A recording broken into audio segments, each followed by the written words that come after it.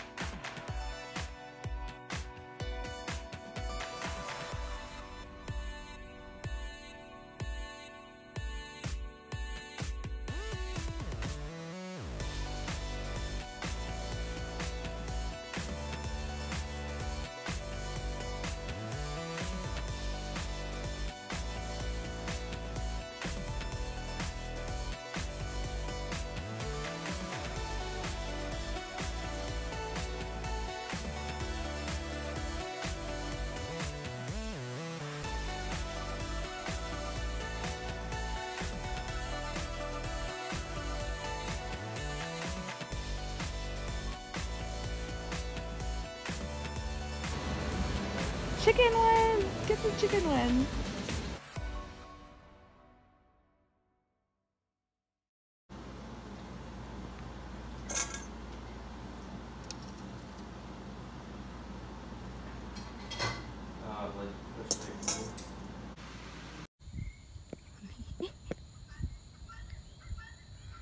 Right.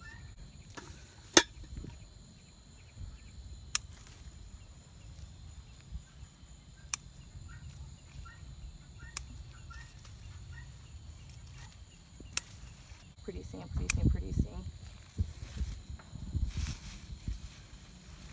In the jungle.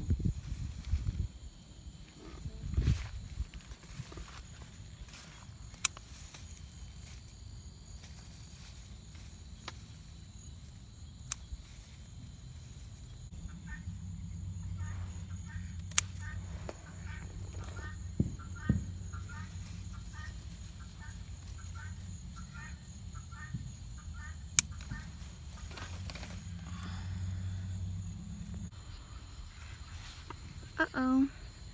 No more room? No more room? Guess we'll have to get the rest tomorrow. There. That's a lot.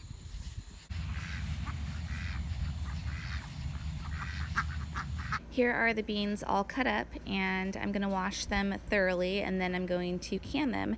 And I'll be using the pressure canner since beans are low in acid. I love the red noodle beans because you can can these and they'll still be a little bit red instead of the green color. I know my purple beans tend to turn green when cooked, but these stay pretty red, which is really nice in the jar.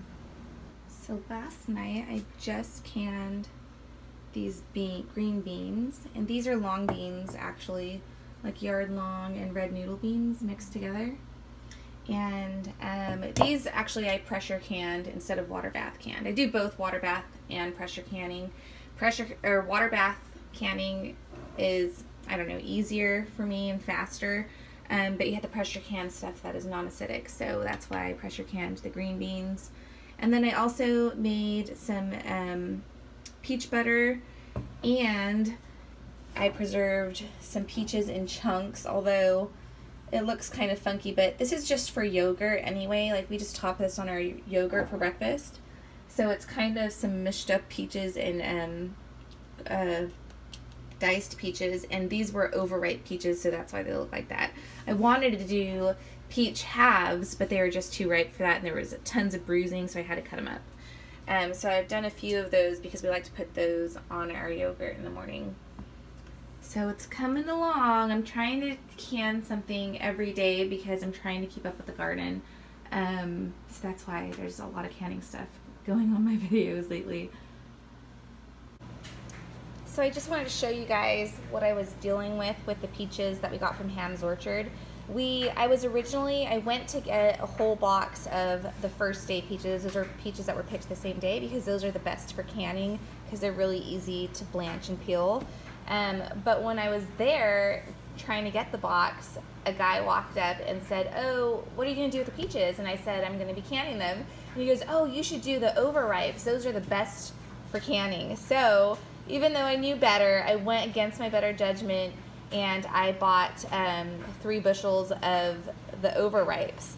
Now, when I bought the bushels, I didn't want to dig in the bags and check to make sure the peaches were good because of everything that's been going on with COVID. So I just grabbed the ones that visually looked good and later discovered that, yes, the peaches that were on the top of the bushel were okay, but all of the ones on the inside and the bottom looked like this. And these are like rotting. They're not really like overripe. Look at this. They're totally just completely bruised up. They're real squishy. So most of the peaches that I had were like this, which was unfortunate. So that's why I had to cut them up and can them the way that I did because I didn't want them to go to waste. But you could see these are not good peaches. Like, these are way past overripe, in my opinion, and these are not suitable for canning. So if you're wanting to can some peaches, don't go for the overripes. Go for the first days or the second days. Those are going to be much better for canning. They're going to be easier to peel, and you really cannot can like rotten peaches like this. And these are like half rotten, so you'd have to cut off the rotted part like I did when I canned mine. But they will make really great preserves if you just cut that part off. But again, you're paying top dollar for peaches that are not really that good. And to be honest, I think the second days were the same price. So it was kind of a shame that I went against my better judgment and got these. And this isn't at the fault of the guy that said to get these. I should have known better because I can all the time. But I just wanted to share that tip with you guys. If you're thinking about canning, you can use the overripes for preserves, but not if you're canning whole peaches, or half peaches, I mean, for like pies. And I did notice that a ton of them had worms too, which was like such a bummer because I don't like using those. So I had to like really cut around those parts as well. So just keep that in mind when you're purchasing peaches to can. These peaches are store-bought peaches and they're perfect, but these aren't freestone peaches. And freestone peaches are the peaches that split apart perfectly and the pit just falls right out because they're free of the stone inside. So you want to look for freestone peaches also when you're canning. So that's just another tip. But I will do a full-on video canning peaches once I get some more bushels of suitable peaches for you guys.